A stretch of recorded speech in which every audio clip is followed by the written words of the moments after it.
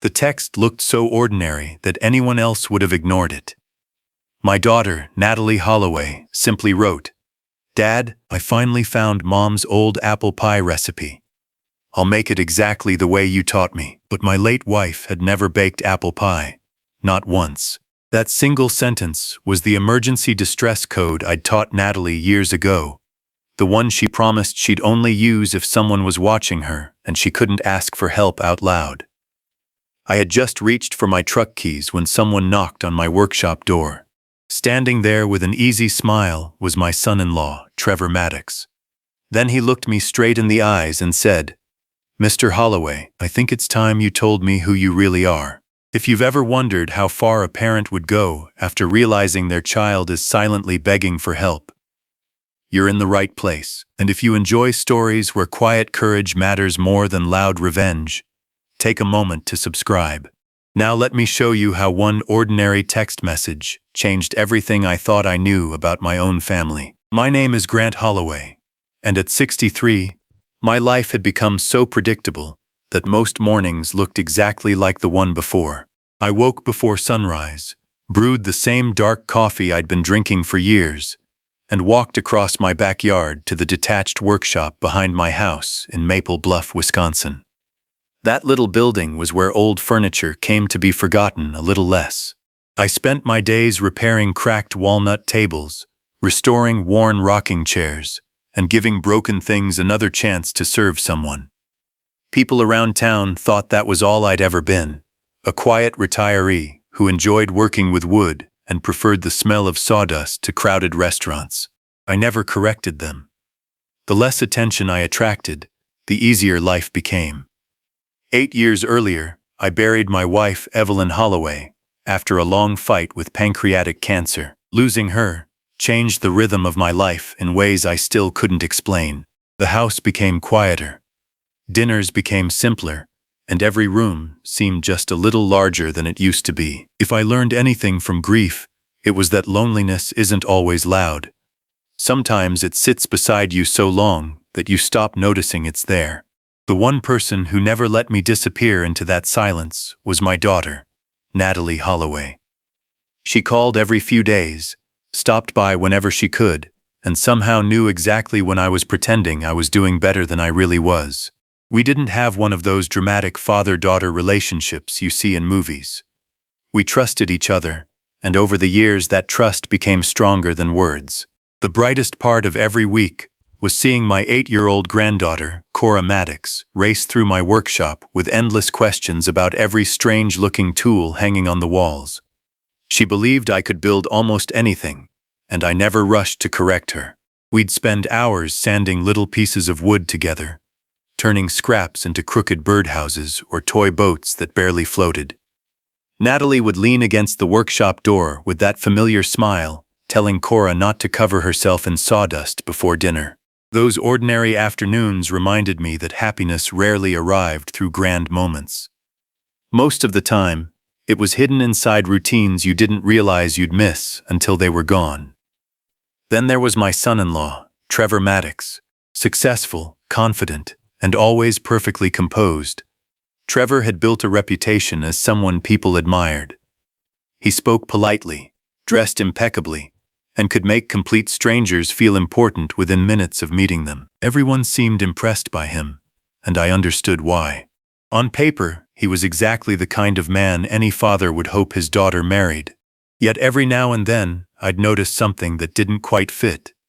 A conversation Natalie suddenly ended when he entered the room, plans she quietly canceled at the last minute, or the way she sometimes looked toward Trevor before answering even the simplest question.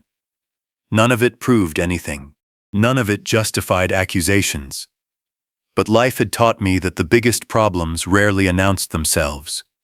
They usually arrived disguised as ordinary moments, waiting for someone patient enough to notice what everyone else overlooked.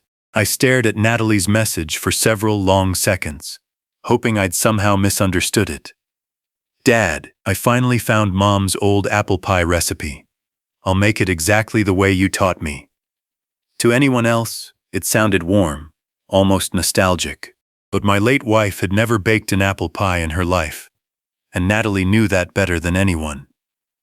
We had created that sentence nearly 20 years earlier for one reason only. If she ever sent it to me, it meant she wasn't free to speak. Someone was close enough to hear every word, and whatever danger she was facing had already reached the point where she couldn't trust a normal phone call. My hands stayed perfectly still, but inside, every instinct I had spent a lifetime controlling suddenly came rushing back. I called her immediately. The phone rang twice before she answered with a voice so carefully measured it barely sounded like my daughter. She asked about the weather, joked that I was probably spending another day hiding inside my workshop, and told me Cora had been asking when she could visit again. Every sentence sounded ordinary, yet every pause between those sentences felt painfully unnatural. Natalie had always spoken quickly when she was relaxed, interrupting herself whenever she became excited. Now every word sounded rehearsed, as if she were reading lines she hadn't written herself. Then, somewhere behind her, I heard Trevor's voice. It was distant, calm, and impossible to make out clearly. Natalie immediately changed the subject, wished me a good afternoon, and ended the call before I could ask a single meaningful question. I grabbed my truck keys without stopping to think. Halfway to the driveway, another thought forced me to slow down. If Natalie believed she couldn't openly ask for help, showing up at her house without understanding the situation might only make things worse. Fear pushes people toward fast decisions, but experience had taught me that rushed rescues often leave innocent people paying the highest price. I walked back into my workshop, placed my phone on the workbench, and replayed every second of that conversation inside my head. She hadn't sounded terrified. She had sounded controlled. And sometimes controlled fear was far more dangerous than panic, because it meant someone else believed they were already in complete control. Before I could decide my next move, tires rolled onto my gravel driveway. Through the workshop window, I watched a black luxury SUV come to a smooth stop outside my garage. Trevor stepped out carrying an easy smile and a cardboard tray holding 2 cups of coffee, as though he'd simply decided to surprise his father-in-law with a friendly visit. He waved the moment he saw me and walked toward the open workshop door with the relaxed confidence of a man who had absolutely nothing to hide. I smiled back because, at that moment, I realized something unsettling. Either my daughter's message had nothing to do with Trevor, or he already knew I'd received it. And I was about to find out which one was true. Trevor held out one of the coffees as if nothing in the world had changed. "Thought I'd save you a trip into town," he said with a grin. I thanked him, took the cup, and watched him glance around my workshop longer than any visitor normally would. His eyes lingered on the old photographs hanging above my workbench, the locked steel cabinet in the corner, and the shelves filled with carefully labeled boxes. He wasn't admiring the place. He was studying it. Trevor had always been observant, but this felt different. It was the look of a man trying to answer a question he hadn't asked out loud yet. He wandered between my work tables, making casual conversation about business, property values, and how retirement must get boring after a while. Then he stopped beside a weathered oak desk I was restoring and smiled. "Natalie says you've always been good at reading people," he said. The comment sounded harmless, but the way he watched my reaction told me it wasn't. I shrugged it off with a quiet laugh, telling him years of dealing with customers had taught me a thing or two. He nodded slowly, almost disappointed that I hadn't given him more. A few minutes later he left as politely as he'd arrived, but before pulling away, I noticed him looking back at the workshop through his side mirror. Instead of driving to Natalie's house, I called Camille Rhodes, Natalie's closest friend since college. I kept my questions simple, careful not to alarm her. There was a long silence before she admitted she hadn't seen Natalie in nearly 3 months. Every invitation had been canceled at the last minute. Text messages that once came within minutes now took days. Camille tried visiting unexpectedly twice, but Trevor answered the door both times, smiling as he explained Natalie wasn't feeling well or had taken Cora somewhere. "I thought maybe she just wanted some space," Camille said quietly. "But it never felt like Natalie." When we ended the call, one thing became painfully clear. Whatever was happening hadn't started this week. It had been building for months. That evening, my neighbor Owen Rigsby wandered over while walking his dog. Owen had spent 30 years as a fire battalion chief, and experience had made him notice small changes in people the same way I did. We sat on the porch talking about nothing important, until he looked toward Trevor's neighborhood across the lake and asked, almost casually, "Everything okay with your daughter?" I asked why he was asking. Owen hesitated before admitting he'd seen Natalie several times at the grocery store recently. She was never alone anymore. Trevor stayed close enough to hear every conversation, even when she was only speaking with the cashier. "Maybe I'm reading too much into it," he said, "but she always looked like she was afraid of saying the wrong thing." That night, I couldn't sleep. Individually, none of those moments proved Trevor had done anything wrong. A canceled lunch, a shortened phone call, a husband staying close to his wife in public. Each one had a perfectly reasonable explanation, but together they formed a pattern that refused to leave my mind. Then I remembered something Natalie had said during our phone call. Something so ordinary I'd nearly overlooked it. She'd mentioned Cora asking when she could visit my workshop again. The words sounded innocent until I realized Cora never called it my workshop. Since she was old enough to talk, she'd always called it Grandpa's woodshop. Natalie hadn't been speaking naturally. She'd been choosing every word with painful precision. And if she was doing that, it meant someone beside her had been listening to every single sentence. Remundarum. The next morning, I unlocked a steel cabinet in the far corner of my workshop that hadn't been opened in years.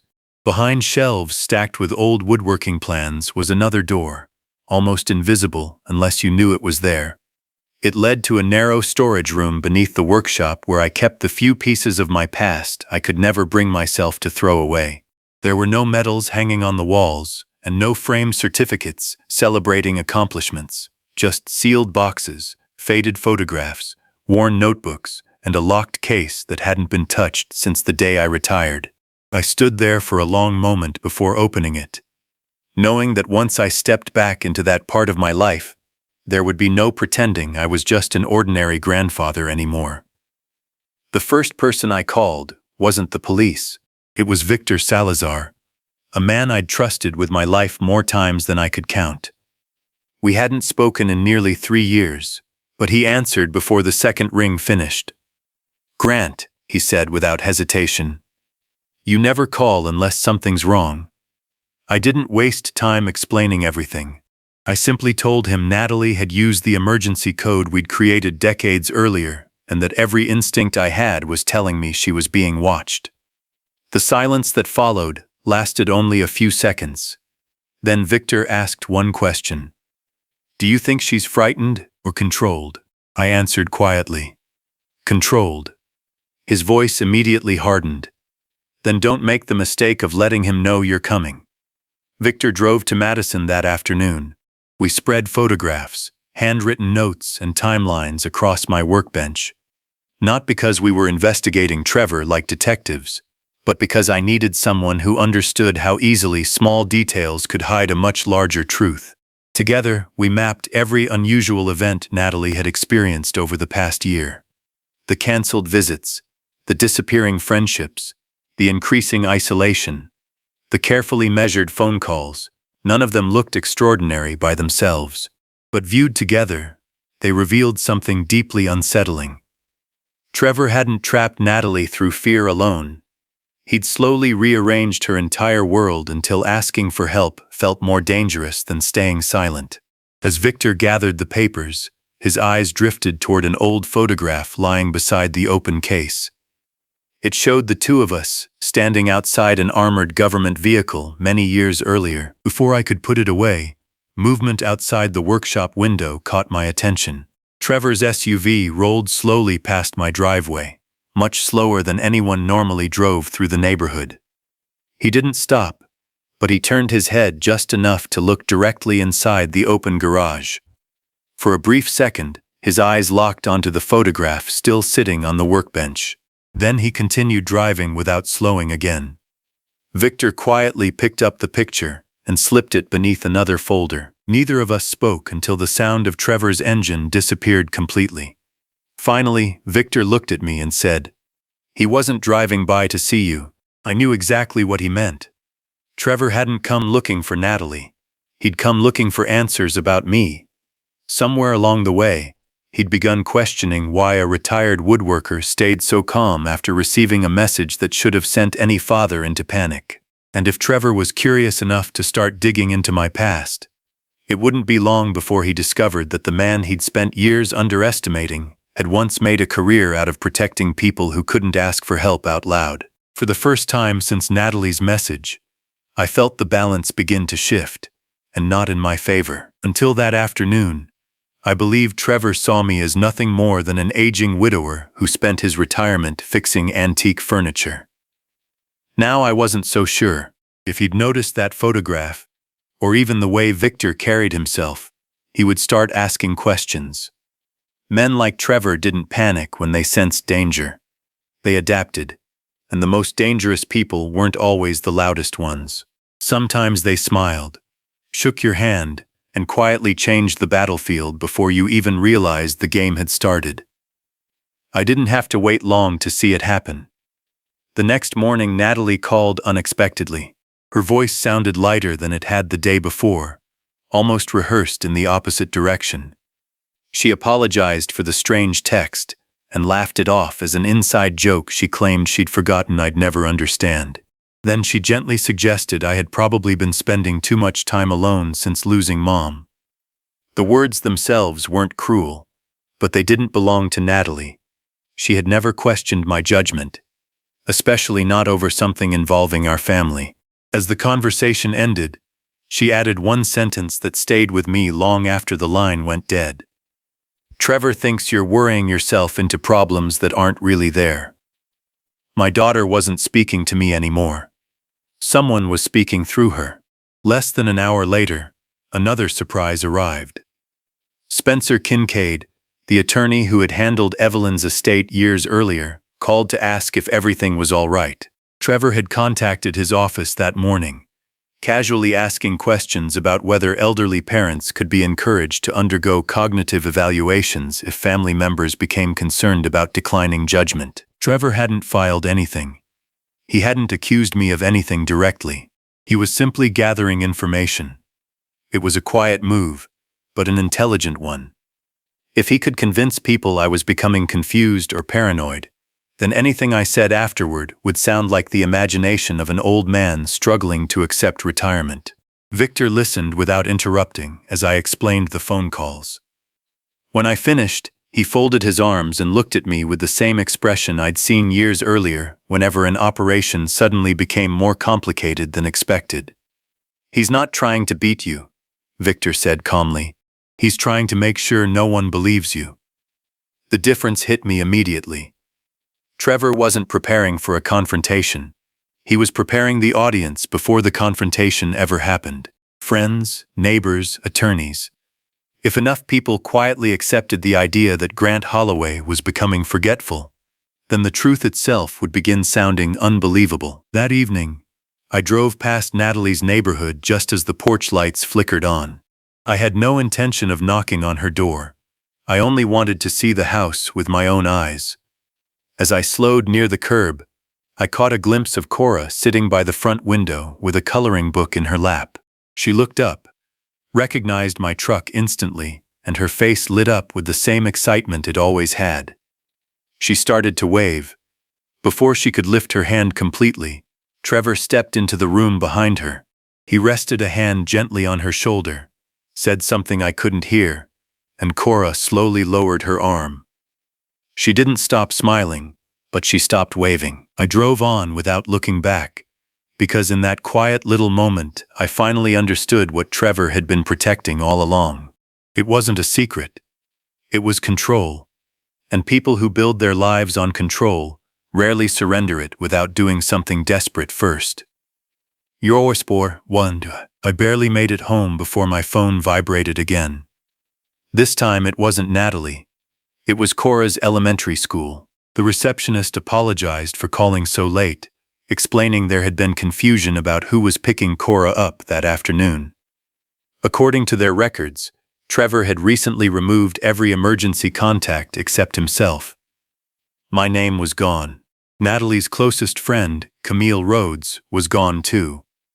When the receptionist mentioned how nervous Natalie had sounded during the update, she assumed it was nothing more than parents reorganizing paperwork. I thanked her politely, but after hanging up, I couldn't stop staring at the phone. Natalie had once insisted I always remain Cora's backup contact. She would never have erased my name willingly. That evening, I received another message, this one from an unfamiliar number. It contained only an address and one sentence. Come alone. Please don't call first. The address belonged to the old family lake cabin near Devil's Lake, a place Natalie hadn't visited since Evelyn was still alive. I arrived just before sunset, expecting questions I couldn't answer. Instead, I found Natalie sitting alone on the weathered porch, wrapped in one of Evelyn's old blankets. The moment she saw me, she stood, took 2 hurried steps toward me, and then stopped, as though she suddenly remembered she wasn't supposed to trust her own emotions. For several seconds, neither of us spoke. Then the strength she'd been holding together for months simply disappeared. Natalie buried her face against my shoulder and broke down in a way I hadn't seen since we buried her mother. Between uneven breaths, she whispered the words every father dreads hearing. Dad, I don't know how to get out anymore. She wasn't talking about one argument or one bad decision. She was talking about years of being told who she could call, where she could go, how money should be spent, which friends were good influences, and why every disagreement somehow became her fault before the night was over. Trevor had never needed to lock a door. He'd slowly convinced her that every door outside their marriage was already closed. When she finally looked up, her eyes drifted toward the gravel road leading to the cabin. He's watching everything now, she whispered. He checks my phone, my email, even Cora's tablet. If I disappear for too long, he'll come looking. Then she reached into her purse and handed me a small flash drive she'd hidden inside an old lip balm container. I couldn't keep this at the house anymore, she said. If he finds it before someone else does, he'll know I was planning to leave. Before I could ask what was on it, headlights appeared through the trees at the end of the road. Natalie immediately stepped back, wiping tears from her face before the vehicle came into view. I slipped the flash drive into my jacket without saying a word. As Trevor's SUV rolled closer, his expression remained calm, almost pleasant, as though he'd simply come to bring his wife home after an innocent visit with her father. But when our eyes met across the driveway, I saw something that hadn't been there before. He no longer looked at me with curiosity. He looked at me with certainty. Somehow, Trevor had realized Natalie had finally chosen a side, and judging by the quiet confidence on his face, he believed he still had one last move that neither of us had seen coming. I waited until I reached home, before plugging the flash drive into an old laptop that had never been connected to my personal accounts. If Trevor had spent years controlling every corner of Natalie's life, I wasn't about to hand him another advantage through carelessness. The screen filled with folders Natalie had named after ordinary household bills, but inside were photographs, scanned bank records, voice recordings, and copies of emails she'd quietly collected over the past 11 months.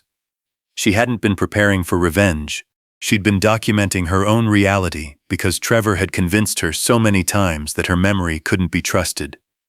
Watching file after file open across the screen, I realized my daughter hadn't been waiting for someone to rescue her. She'd been gathering the proof she would one day need to believe herself. One recording stopped me cold. Trevor's voice was calm, almost affectionate, as he explained why Natalie didn't need separate access to certain bank accounts anymore. He wasn't shouting or making threats. He simply repeated that he handled stressful decisions better than she did, and that life became easier whenever she stopped questioning him. Another recording captured him apologizing after an argument, only to spend the next 20 minutes carefully explaining why the entire fight had actually been her fault. By the time the conversation ended, Natalie was the one apologizing. It was painful to hear because there was no obvious cruelty, only patient manipulation, repeated until doubt replaced confidence. The evidence wasn't dramatic, but it was devastating. The following morning, I met Detective Paige Donnelly and Spencer Kincaid in Spencer's office instead of a police station. Neither of them rushed to conclusions. They listened, reviewed the recordings, examined financial documents, and compared timelines with remarkable patience. Paige finally closed one of the folders and looked directly at Natalie. "You've done something most victims never get the chance to do," she said quietly. "You've preserved the pattern." Those 4 words changed the atmosphere in the room. For the first time since this nightmare began, Natalie wasn't trying to convince people she wasn't imagining things. She no longer had to rely on memories alone. The truth could now speak for itself. As Spencer organized the documents for the court filing, another discovery surfaced almost by accident. Several financial transfers Trevor had described as routine household investments had actually been moved into accounts Natalie had never authorized. More importantly, every transfer matched periods when he'd isolated her from family and close friends. The pattern was so consistent it no longer looked like coincidence. It looked intentional. Trevor hadn't simply wanted control inside his home. He had quietly built a system that depended on Natalie feeling too uncertain to question anything he told her. When the meeting finally ended, Detective Donnelly asked everyone to leave except me. She closed the office door and spoke softly enough that Natalie couldn't hear from the hallway. "Mr. Holloway," she said, "people like Trevor usually believe they're smarter than everyone around them. When that belief starts falling apart, they often make mistakes they never would have made before." I nodded, understanding exactly what she meant. Trevor still believed he could explain his way out of anything. He still believed appearances would protect him. What he didn't realize was that every careful lie he'd spent years constructing was now leading him toward one place where appearances no longer mattered. Soon, the only thing left between him and the truth would be the evidence he had unknowingly helped create himself. The hearing began on a gray Tuesday morning, and if someone had walked into the courtroom without knowing the story, they probably would have assumed Trevor Maddox was the victim. He arrived in a tailored Navy suit, greeted people politely, and even held the courthouse door open for strangers. His attorney spoke confidently about misunderstandings, marital stress, and an aging father who had become overly suspicious after years of living alone. Trevor never interrupted.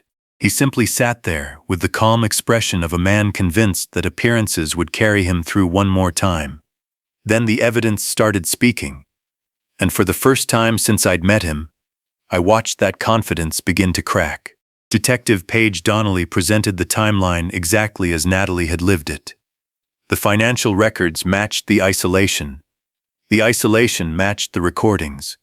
The recordings matched the messages Natalie had secretly preserved over months of quiet fear. None of the evidence relied on angry accusations or emotional speeches. It relied on Trevor's own words, his own signatures, and his own decisions.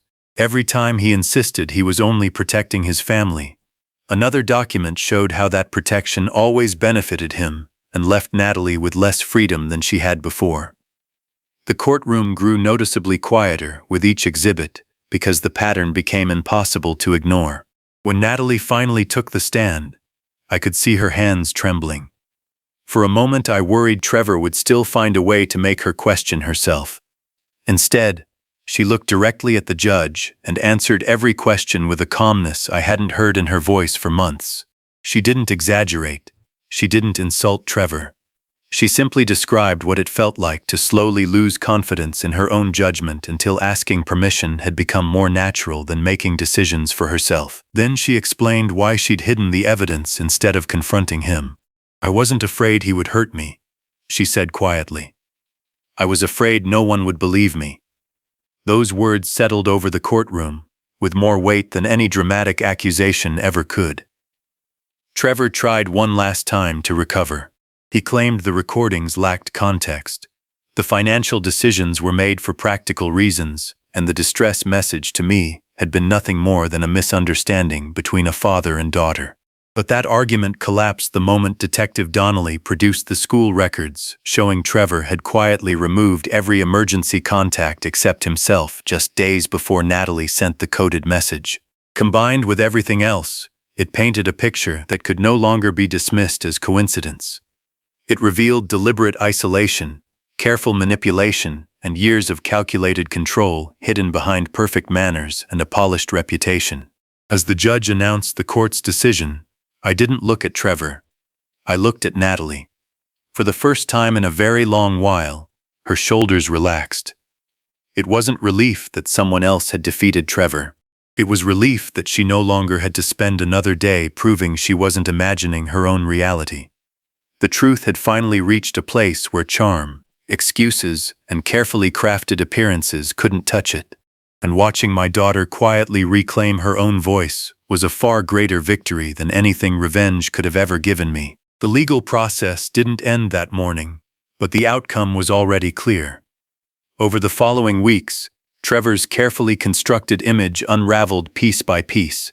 The unauthorized financial transfers were reversed, temporary protective orders became permanent, and the court granted Natalie full authority to make decisions for herself and Cora, while the remaining proceedings continued. People who had once admired Trevor began seeing the difference between confidence and control. His success hadn't disappeared overnight. It had simply been stripped of the lies that had been holding it together. A few days later, Natalie and Cora stood in my driveway with the back of Natalie's SUV packed full of boxes. They weren't moving into my house forever.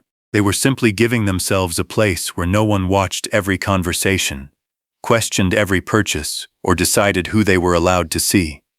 Cora jumped out first and ran straight toward the workshop, smiling so widely that I almost forgot how frightened she'd looked only a week earlier. She wrapped her arms around my waist and asked the same question she'd been asking since she was old enough to hold a hammer. "Grandpa, can we build something today?" I smiled and told her we'd build whatever she wanted. Later that afternoon, while Cora painted another wonderfully crooked birdhouse, Natalie sat beside me on the old wooden bench outside the workshop. For several minutes, we listened to the quiet tapping of Cora's paintbrush against the can without saying much. Finally, Natalie looked at me and whispered, "I kept thinking you'd be disappointed that I stayed so long." I turned toward her and gently shook my head. "No," I said. "The only thing that would have broken my heart is if you stopped believing there was still a way out." Tears filled her eyes again, but this time they weren't tears of fear. They were the kind that come when someone finally stops carrying a burden alone. Before the sun disappeared behind the trees, I walked into the workshop and opened the same steel cabinet I'd unlocked days earlier. Inside was a small envelope that had remained untouched since Natalie left for college. I carried it outside and placed it in her hands. Inside was a faded index card with the original distress code written in Evelyn's handwriting. Natalie stared at it for a long moment before smiling through her tears. "Mom knew?" she asked softly. I nodded. "She insisted we create it together," I said. "She told me that no matter how old you became, every child deserves one sentence they can say when the whole world feels unsafe." Natalie carefully folded the card and slipped it into her wallet. This time, neither of us said we hoped it would never be needed again. We both understood that some promises aren't valuable because they're used often. They're valuable because, on the one day they truly matter, they remind someone they were never as alone as they believed. And, a month later, life finally began sounding normal again. Not perfect, just honest. Natalie found a small house only 15 minutes from mine, close enough that Cora could still ride her bike over on weekends without making it feel like she was leaving one home for another. The workshop slowly filled with laughter again, the kind that arrives without anyone forcing it. Cora proudly placed the crooked birdhouse we'd built together outside my garage, insisting the birds wouldn't care if the roof leaned a little. Looking at her, I realized children have a remarkable way of measuring happiness. They don't count what was lost. They notice what's finally safe. One quiet evening, Natalie sat beside me on the porch with 2 cups of coffee, just as Evelyn and I had done for years.